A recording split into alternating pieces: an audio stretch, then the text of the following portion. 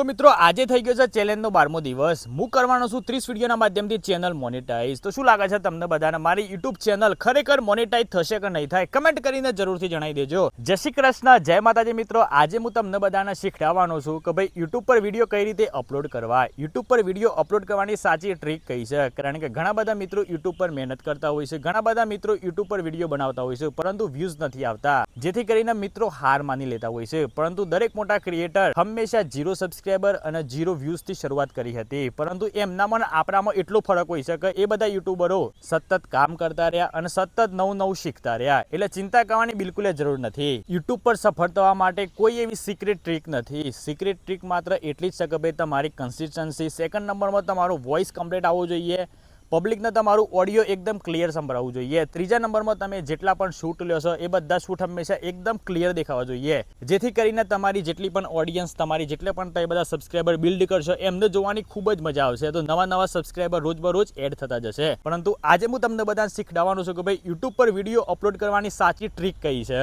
સૌથી પહેલા તમારે વિડીયો તૈયાર કરી દેવાનું। વિડીયો ફૂલ HD ની અંદર હોવું જોઈએ, અથવા તો તમારો વિડીયો 1080 પિક્સલની અંદર તો હોવો જ જોઈએ। સેકન્ડ નંબરમાં તમારું ઓડિયો એકદમ ક્લિયર હોવું જોઈએ, કારણ કે તમે ગમે તેટલો મજબૂત વિડીયો બનાવ્યો છે પરંતુ તમારો ઓડિયો ક્લિયર નહીં હોય તો ઓડિયન્સ અડધો વિડીયો છોડી દેશે।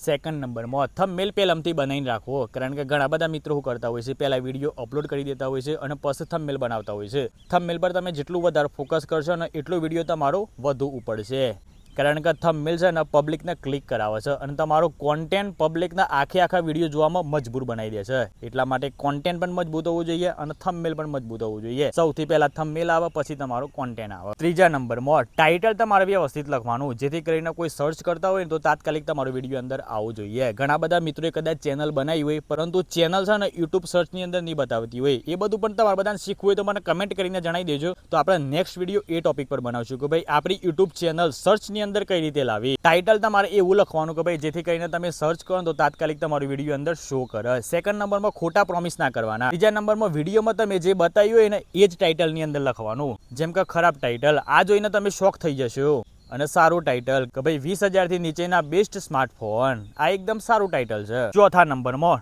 ડિસ્ક્રિપ્શન તમારે છે ને હંમેશા વ્યવસ્થિત લખવાની। વિડીયોની અંદર તમે જે બતાવ્યું હોય, જે દર્શાવ્યું હોય એ દરેક વસ્તુ તમારે છે ને ડિસ્ક્રિપ્શનની અંદર વ્યવસ્થિત લખી દેવાનું। સેકન્ડ નંબરમાં તમારા અંદર બધી સોશિયલ મીડિયાની લિંક આલવાની, જેમ કે તમે ઇન્સ્ટાગ્રામ આઈડી હોય, તમારી ફેસબુક આઈડી હોય, સ્નેપ આઈડી હોય, દરેક આઈડીની લિંક તમારે છે ને ડિસ્ક્રિપ્શનની અંદર આપતું રહેવાનું। સેકન્ડ નંબરમાં તમે કોઈ પ્રોડક્ટ લાવ્યા છો અથવા તો તમે કોઈ એવી આઇટમ વાપરી રહ્યા છો તો તમારે દરેક પ્રોડક્ટ અંદર એડ કરવાની, જેથી કરીને ઓડિયન્સ જો કદાચ મંગાવે છે તો તમને છે ને એનો પણ બેનિફિટ મળી રહેશે। એમેઝોન છે, એમેઝોન પર લગભગ 3% કે 0.3% સમથિંગ એવું કોઈ કમિશન મળતું હોય છે, એટલે એ પણ તમારો એક અલગ સ્ત્રોત બનશે ઇન્કમ કરવાનો। પાંચમા નંબરમાં પ્લેલિસ્ટ, તમારે એવી પ્લેલિસ્ટ બનાવવાની, સમજી લો કે તમે ટ્રાવેલ કરી તો તમે જેટલા પણ ટ્રાવેલિંગ વ્લોગ બનાવ્યો હોય ને તો તમારે ટ્રાવેલિંગ કરીને પ્લેલિસ્ટ બનાવી દેવાનું કે ભાઈ ચલો આપણે રાખીએ ભાઈ રાજસ્થાન, તો તમે રાજસ્થાનની અંદર જો ફર્યા હોય એ તમારા દરેક વિડીયો પ્લેલિસ્ટની અંદર બતાવી દે। સેકન્ડ નંબરમાં તમે કચ્છમાં ફરવા માટે જ્યાં, તો તમારે ઉપર પ્લેલિસ્ટની ઉપર લખી દેવાનું કચ્છ, અને નીચે બધા કચ્છના જ વ્લોગ હોવા જોઈએ, જેથી કરીને પબ્લિકને છે ને જે ગમતું હોય ને એ તાત્કાલિક પ્લેલિસ્ટ ખોલીને જોઈ લે। આપણી ચેનલ ઉપર ઘણા બધા આપણે વિડીયો બનાવ્યા હોય, ફૂડને લગતા બનાવ્યા હોય, ઘેર કોઈ માથાકૂટ થઈ ગઈ એનો બનાવ્યો હોય, કારણ કે આપણે ડેલી વ્લોગ બનાવી રહ્યા હોય તો દરેક વસ્તુ આપણે કવર કરવાના છે કન્ટેન્ટ માટે, અને ઓડિયન્સને પણ મજા આવે કે ભાઈ ના આ બંદો એકદમ રિયલ છે, ઓના વિડીયો જોવાની વધારે મજા આવે છે। તો તમારે એ રીતે પ્લેલિસ્ટ બનાવી દો, તો જ્યારે તમારી ઓડિયન્સ તમારી ચેનલ ચેક કરે તો જેમાં રસ હોય એ બધા વિડીયો જોઈ શકે। એકદમ સાદું સિમ્પલ છે, જેના કારણે તમારું વોચ ટાઈમ પણ ધીમે વધશે। છઠ્ઠા નંબરમાં ઓડિયન્સ, તમે બધા ઉભા તમને લાઈવ જ બતાવી દઈએ। આપણે પહેલાં હંમેશા છે ને યુટ્યુબ ઓપન કરવાનું। યુટ્યુબ તો એ બધા ઓપન કરે ને, આ બધું નોર્મલી બધાને ખબર જ હશે, એટલા માટે આપણે જાજુ કોઈ કહેતા નથી। અહીંયા દેખો પ્લસ આઇકોન દેખાતું હશે ને એના પર ક્લિક કરવાનું। પહેલાં આપણે ક્લિક કરીએ, અહીંયા છે ને દેખો સાઈડમાં વિડીયોઝ આવે, તમારા જે લોંગ વિડીયો હોય ને એ તમે આ વિડીયોઝમાંથી અપલોડ કરી શકો છો। પછી તમારે શોર્ટ હોય તો તમે શોર્ટમાં નહીં અપલોડ કરવાના, લાઈવ હોય તમે લાઈવ થયા હોય તો તમારે લાઈવ પણ તમે કરી શકો છો।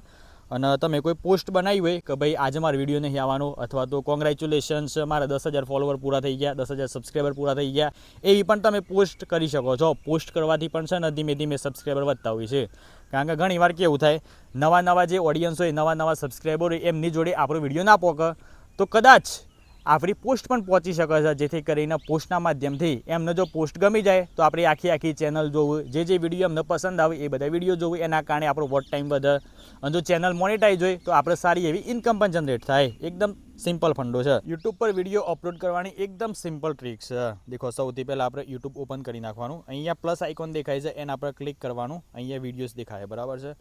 આપણે આ 5 મિનિટનો વિડીયો, તો અહીંયા આપણે ક્લિક કરવાનું, નેક્સ્ટ ઉપર ક્લિક કરવાનું. પછી અહીંયા છે ને વિઝિબિલિટી એ પબ્લિક નહીં રાખવાની, આપણે હંમેશા પહેલાં અનલિસ્ટેડ રાખવાની. પછી અહીંયા સેટ કરી દેવાનું, બરાબર છે. અહીંયા મારા ભાઈ છે ને વધારે ફરક પડતો હોય છે. આપણા વિડીયોઝ કેમ અટકી જતા હોય છે, આપણે વ્યૂઝ કેમ અટકી જતા હોય છે, વ્યૂઝ ના આવવાનું કારણ સૌથી મહત્ત્વનું અહીંયા હોય છે ઓડિયન્સ. ઓડિયન્સ ઉપર છે ને મેડ ફોર કિડ્સ લખેલું છે ઉપર, યસ નહીં કરવાનું, નો જ રાખવાનું, જેથી કરીને તમારા વિડીયો છે ને નાના બાળકો સુધી પણ પહોંચશે અને મોટા એડલ્ટ જોડે પણ પહોંચશે. આપણે યસ કરી દઈશું તો ખાલી ઓનલી ફોર નાના બાળકો જોડે જ આપણો વિડીયો પહોંચશે. નાના બાળકો આ બધા વિડીયો તો જોવાના નહીં યાર, બરાબર છે. પછી અહીંયા આપણે ડિસ્ક્રિપ્શન, એ તો તમારે વ્યવસ્થિત હંમેશા લખી જ દેવાની, અંદર બધી સોશિયલ મીડિયાની લિંક આલવાની, જેથી કરીને યાર કોઈ કદાચ તમારો વિડીયો વાયરલ જાય છે તો તમને પ્રોફિટ મળી જાય, એટલા માટે કહીએ છીએ. પછી એક ભૂલ અહીંયા છે ને ઘણા બધા મિત્રો કરતા હોય છે, જેના કારણે એમના વ્યૂઝ હંમેશા અટકી જતા હોય છે. કોમેન્ટ, અહીંયા આપણે કોમેન્ટ ઓફ હોય કોઈને તો ઓન કરી નાખવાની. ઘણીવાર કેવું થાય છે ખબર છે, મારો પર્સનલ એક્સપિરિયન્સ હું તમને બધાને શેર કરી રહ્યો છું. હું કોઈ યુટ્યુબ અલ્ગોરિધમ વિશે નહીં કહેતો, પરંતુ અમારે છે ને ઘણી વખત અમે વિડીયો અપલોડ કરીએ તો ચિલ્ડ્રનમાં જતું રહે, મેડ ફોર કિડ્સ થઈ જાય, તો જેના કારણે છે ને કોમેન્ટ બધી ઓફ થઈ જતી હોય છે. તો એ વિડીયોની અમારે છે ને એકદમ લિમિટેડ વ્યૂઝ આવતા હોય છે. એટલે હંમેશા અમે પહેલાં શું કરીએ છીએ, વિડીયો અપલોડ કરીએ પહેલાં અનલિસ્ટેડ રાખીએ, કોમેન્ટ ચેક કરી લઈએ, પછી ઓડિયન્સ ચેક કરી લઈએ કે ભાઈ મેડ ફોર કિડ્સ થઈ ગયું છે, યસ છે કે નો છે. આ બધી વસ્તુ હંમેશા આપણે પહેલાં ચેક કરી લઈએ છીએ અને પછી જ આપણે પબ્લિક કરતા હોઈએ છીએ. એના અંદર ટાઇટલ પણ વ્યવસ્થિત હોવું જોઈએ, જે પણ તમારા વિડીયોમાં હોય ને એવું ટાઇટલ હોવું જોઈએ, અને જે તમારા વિડીયોની અંદર તમે દર્શાવ્યું હોય એ જ તમારું થંબનેલની અંદર પણ હોવું જોઈએ. કારણ કે અમે પહેલાં જેવું નહીં યાર, આમ તો છે ને યુટ્યુબ એકદમ સ્ટ્રોંગ થઈ ગયું છે, સ્ટ્રિક્ટ થઈ ગયું છે. યુટ્યુબના થંબનેલમાં તમે કંઈક અલગ બતાવો અને યુટ્યુબના વિડીયોમાં એ તો હોય જ નહીં, તો આ પણ એક પ્રકારે વાયોલેશન છે. એના કારણે છે ને તમારી ચેનલ બાય ચાન્સ ડેડ પણ થઈ શકે છે.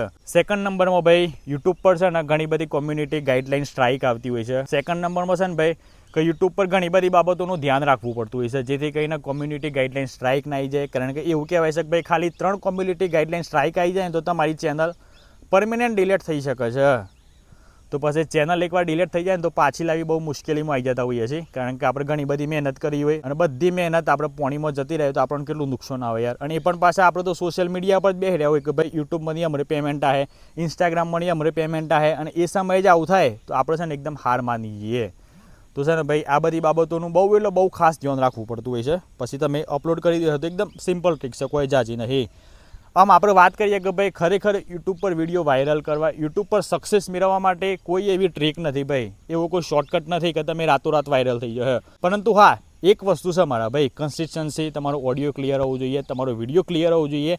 કારણ કે પહેલાં જ્યારે 6 થી 7 વર્ષ પહેલાં જેટલા પણ યુટ્યુબરો બધા વિડીયો બનાવતા હતા તો એ સમયે એમના જોડે સારો કેમેરો નહોતો તો પણ વિડીયો ચાલતા હતા, કારણ કે એ સમયે આટલી બધી કોમ્પિટિશન નથી. અત્યારે હાલના સમયમાં તો ભાઈ કોમ્પિટિશન ધીરે ધીરે વધતી જાય છે, એટલા માટે તમારે તો છે ને અત્યારે હાલમાં જ વ્યવસ્થિત માઇક લાવવું પડે, સારી કેમેરા ક્વોલિટીવાળો ફોન જોઈએ, જેથી કરીને આપણે જે પણ શૂટ કરીએ તો ઓડિયન્સને જોવાની કંઈક મજા આવે, બરાબર છે. તો વધારે કોઈ જાજુ કહેતા નહીં, આપણે નેક્સ્ટ વિડીયો કયા ટોપિક પર બનાવીએ તો એ બધા કમેન્ટ કરીને જરૂરથી જણાવી દેજો.